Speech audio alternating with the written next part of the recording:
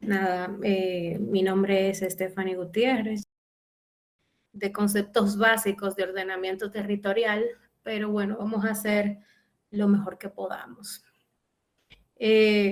Muchas personas a veces piensan que una definición que está como explícita en el nombre, como lo es ordenamiento territorial, es algo que cualquiera puede entender a primera inspección, ¿no? Ordenamiento es acción y efecto de ordenar, y si es territorial, pues es el territorio. Pero nosotros tenemos un sesgo histórico en entender que el ordenamiento territorial es un enfoque de, como lo dice su palabra, ordenar el territorio de manera sistémica. Nos hemos olvidado, como decía Lucía, que el territorio es un sistema, nos hemos olvidado de que ese sistema debe de ser visto desde todos sus ángulos, desde todas sus perspectivas, y el territorio de manera particular tiene elementos muy fundamentales. Uno es la sociedad, otro es la economía, otro es el medio físico, que lleva los recursos naturales y demás, y otro es la política. Todo esto englobado en este espacio que es el territorio. Ahora bien, ¿qué es lo que nosotros buscamos cuando hablamos de ordenamiento territorial? Preparar para el futuro. Y precisamente, qué bueno que iniciamos con Carlos hablando de desarrollo sustentable, porque en mi opinión y en la de muchos autores, el ordenamiento territorial en metodología y en enfoque tiene mucho que ver con esto de la sostenibilidad. Ahora vamos a hablar de estas partes que tiene lo que es el territorio, ¿no? Vamos a ver un poquito eso. El territorio en su máxima expresión tiene elementos geográficos que son las bases que se sientan para tener una determinación geopolítica, ¿no? O sea, hasta dónde llega mi territorio, hasta dónde llega tu territorio, quién tiene dominio sobre qué.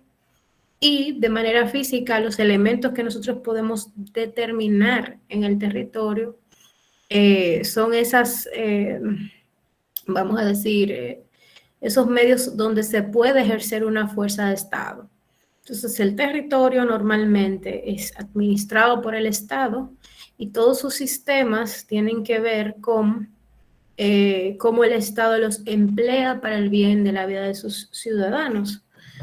Entonces, nosotros podemos pensar que el ordenamiento territorial es un proceso o es más bien una estrategia de planificación, de carácter técnico-político. También podemos hablar del ordenamiento territorial como una pretensión de configuración del espacio a corto, mediano y largo plazo. El Estado, por ejemplo, ejerce un dominio sobre las aguas de cada nación, porque a través de las aguas de cada territorio se pueden generar comunicaciones, comercio, es un recurso que también utiliza la ciudadanía para sobrevivir.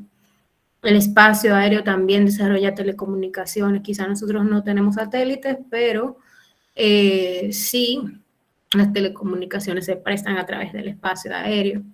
El subsuelo es otro elemento importante porque nuestras riquezas naturales se encuentran allí, nuestros minerales, el oro, la plata, todas estas cosas que son riquezas para nuestro territorio. Y finalmente está el suelo, que es donde nosotros habitamos, donde estamos los seres humanos generando nuestro hábitat. Entonces, ¿qué nosotros debemos de ver principalmente como el enfoque del ordenamiento territorial? Es un conjunto de acciones que tienen como cometido implementar una ocupación ordenada y un uso sostenible del territorio. ¿Eso qué quiere decir? Que debe de generarse una buena calidad de vida para las personas que allí habitan en el territorio X del que estemos hablando. También debe de presentarse un buen uso de los recursos naturales y debe sobre todo existir la integración social. Si no tenemos estos elementos, es probable que nuestro territorio esté propenso a la vulnerabilidad, que es el enfoque principal de este taller. ¿Por qué es bueno mencionarlo? Porque evidentemente los tejidos vulnerables son un subproducto de la no planificación en el ordenamiento del territorio. Entonces, desde un enfoque sistémico, nosotros debemos de recordar o recatar el suplir todas las necesidades humanas, pero no solamente suplirlas por suplirlas, sino hacerlo desde el punto de vista equitativo, ¿no? También hay que tomar en consideración que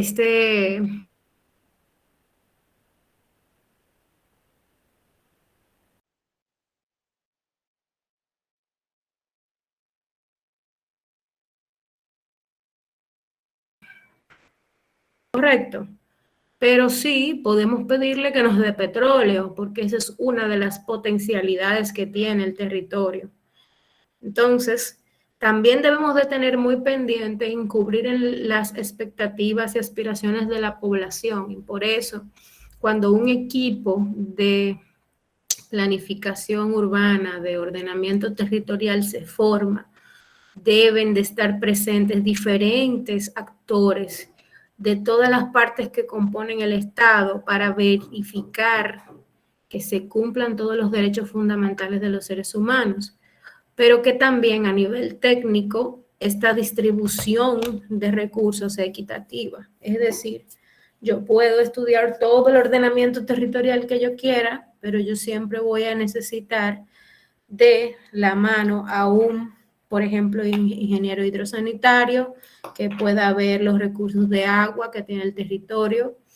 Yo necesitaría tener un geógrafo porque son cosas que yo como arquitecta no conozco, no reconozco y no puedo trabajar de una manera sistémica.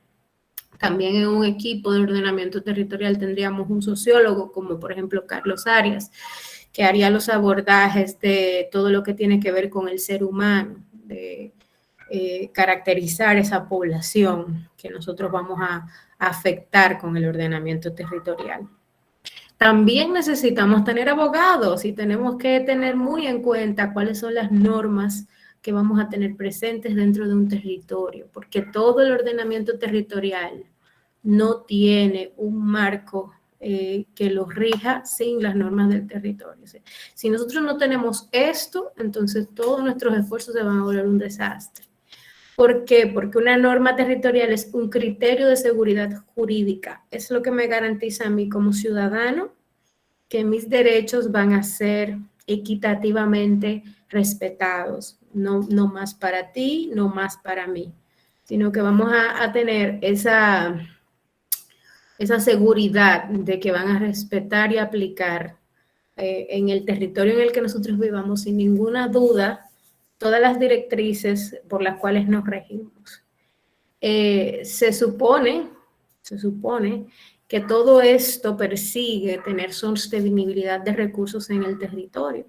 Por eso, por ejemplo, la ley 6400 de Medio Ambiente y Recursos Naturales puede, vamos a decir, imponer cárcel a personas que degraden espacios que están debidamente catalogados como áreas de reservas naturales y que no deben de tocarse, porque si no preservamos esos espacios a la posteridad, pues evidentemente las próximas generaciones no podrán disfrutar de este tipo de recursos que tiene nuestro territorio. Entonces, ¿cuáles son en general las etapas del ordenamiento territorial? Las etapas del ordenamiento territorial, básicamente, o por decirlo a grandes rasgos, son 5. Una de ellas es la caracterización y el análisis territorial. A mí me parece curioso porque también me toca exponer caracterización y análisis territorial el día de mañana. Espero estar en mejores condiciones de salud mañana porque hoy estoy terrible. Me puse la vacuna de la influenza, imagínense. Entonces estoy así como apagada. Pero volviendo al tema, además de la caracterización y análisis territorial, tenemos el diagnóstico territorial. Podría decirse hasta cierto grado que la caracterización y análisis territorial es lo mismo que el diagnóstico. Pero en este caso, una caracterización y análisis territorial es ese trabajo de levantamiento en el que nosotros ponemos por escrito, o ponemos en diagramas, o ponemos en matrices, o ponemos en mapas, toda la información que contiene un territorio. No solamente de lo que contiene en su momento, sino de sus capacidades a futuro. Y el diagnóstico es esa interpretación que nosotros hacemos de esa información que hemos recopilado. Normalmente, esta caracterización se hace sobre 3 aspectos fundamentales. Uno es el subsistema natural, otro es el subsistema económico y otro es el subsistema social y urbano regional. Una vez nosotros podemos definir estos elementos, estos 3 elementos, vamos a tener claros cuál es el equilibrio sostenible de este territorio. La tercera etapa son las perspectivas o diseños de escenarios. A partir de este diagnóstico nosotros empezamos a crear imaginarios, a formular ideas para entender cómo solventar problemas, cómo son las cosas o sea, cuáles son los escenarios que se pudieran dar a partir de las características que tiene el territorio. Y también esto nos lleva a la formulación de programas de ordenamiento territorial. Estos programas son los que finalmente se van a implementar en el territorio para dar esa organización generalizada que necesitamos. Y luego está la gestión de los programas. Un programa no solamente se diseña, sino que se aplica, se gestiona y se administra en el tiempo, ya sea que queramos resultados a corto, mediano o largo plazo. Entonces, de estos últimos 3 pasos es importante destacar algo, y es que los objetivos del ordenamiento territorial y los de la sostenibilidad se parecen mucho en términos de objetivos y metodología. Y por eso yo decía que me gustó mucho el hecho de que iniciáramos con Carlos Arias hablando de desarrollo sostenible, porque el ordenamiento territorial persigue eso. Y no lo persigue tanto en el puro aspecto naturista de las cosas, sino que lo persigue porque nosotros tenemos que buscar la garantía de derechos, la garantía de que los recursos sean bien aprovechados y que las personas que habitan un territorio puedan tener una calidad de vida adecuada. Entonces, vamos a ir pasando un poquito a cómo se articula la administración en general de lo que es el ordenamiento territorial, porque vamos a cerrar hablando un poco del ordenamiento territorial en la República Dominicana. Cada país tiene sus metas y estrategias por las cuales entiende debe de regir su agenda nacional y desarrollar sus instrumentos de planificación. Nuestro país no es una excepción a eso, pero de manera general, normalmente, es el Estado que establece cuáles son las metas y estrategias generales para el funcionamiento de los estados, de las ciudades, del país, de la nación completa. Perdón, se me fue, no sé por qué se me fue la diapositiva. Y estas estrategias generales deben de regir todos los planes y programas que son competencia de los gobiernos locales. En nuestro país, precisamente, los gobiernos locales tienen una autonomía que les confiere la posibilidad de administrar sus recursos y sus suelos. Es decir, que el ordenamiento del territorio de la República Dominicana es una responsabilidad principalmente de los gobiernos locales. Cuando el Estado tiene estas metas y estas estrategias generales, entonces vienen los gobiernos locales y basados en estas estrategias, en el mundo ideal, generan planes y programas. Y estos planes y programas se convierten en normas y proyectos que se materializan en el territorio. También participan en este artículo del ordenamiento las sectoriales, que son aquellas instancias que dan bienes y servicios, porque el gobierno local puede definir un plan o un programa en el cual va a establecer que una zona de la ciudad X se va a destinar a este tipo de uso, a este tipo de actividad. Y ese tipo de uso o ese tipo de actividad va a demandar servicios que solamente las sectoriales pueden suplir. Entonces, si eso no se hace en coordinación, pues pueden venir los sesgos de capacidades. Finalmente, nuestro modelo es así, la ciudadanía debe de participar en estos procesos de ordenamiento del territorio, ya que es la ciudadanía quien demanda el ordenamiento y quien recibe, claro, las normas y los proyectos que se realizan a nivel estatal. ¿Qué pasa con República Dominicana? Volvemos otra vez al tema Estado. El Estado dominicano va a crear sus metas y estrategias. En el caso de República Dominicana en particular, nosotros tenemos el Ministerio de Economía, Planificación y Desarrollo, que es el MEPID. Y el MEPID tiene un instrumento que me imagino que aquí todos lo conocen y los que no, les pido encarecidamente que descarguen el documento y lo revisen porque es bastante necesario conocerlo en este medio. Y es la Estrategia Nacional de Desarrollo 2030. Básicamente todas las acciones del Estado deben de estar articuladas con lo que allí se dice.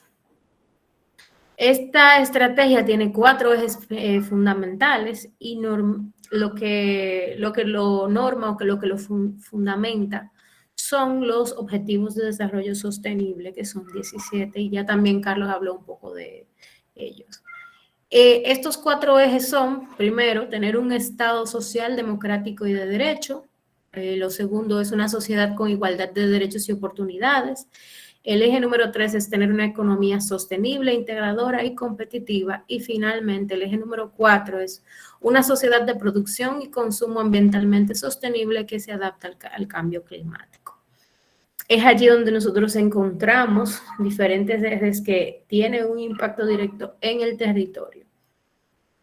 ¿Y cómo se articula todo esto? Bueno, de esta Estrategia Nacional de Desarrollo, cada una de las instancias del Estado debe de generar lo que es un Plan Nacional Plurianual del Sector Público, en donde ahora esta nueva figura del MIBEC está llamado a ser un articulador intersectorial.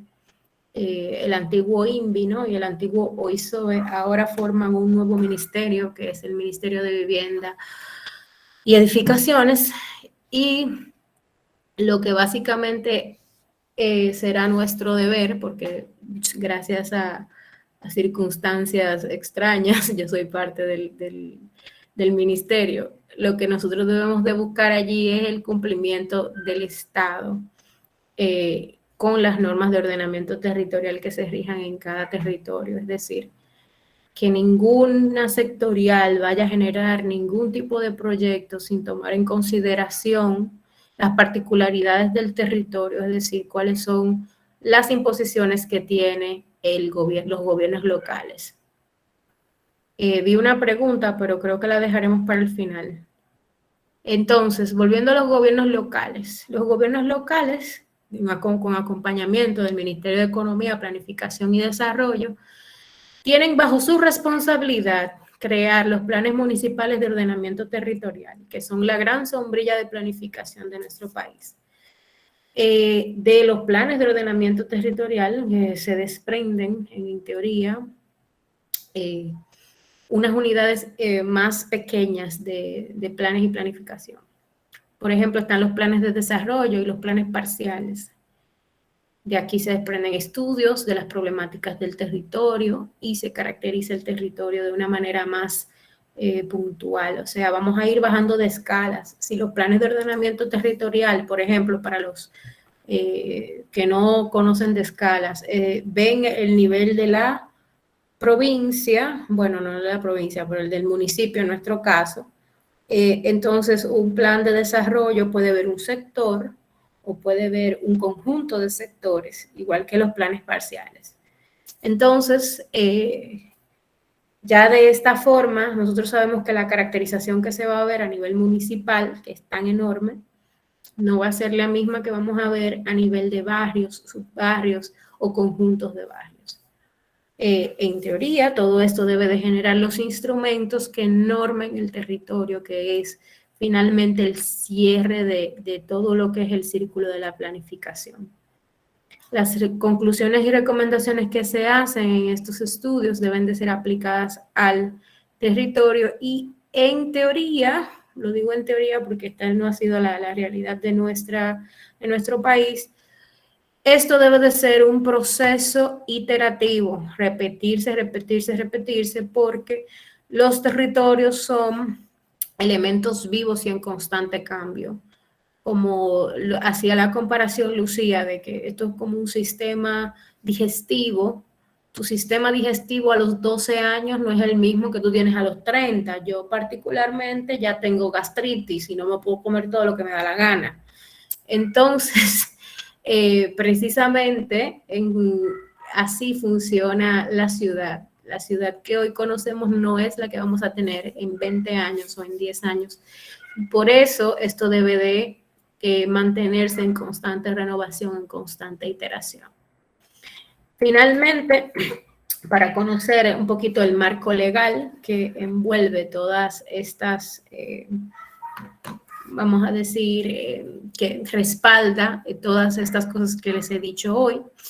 La Constitución le da autonomía presupuestaria, potestad normativa y de uso de suelo en el artículo 199 a los gobiernos locales. Esto está amparado por 3 leyes, ni más ni menos. La 675-44 de urbanización y ornato público, la 6232 del año 1963 sobre planificación urbana y la 17607 del Distrito Nacional y los municipios.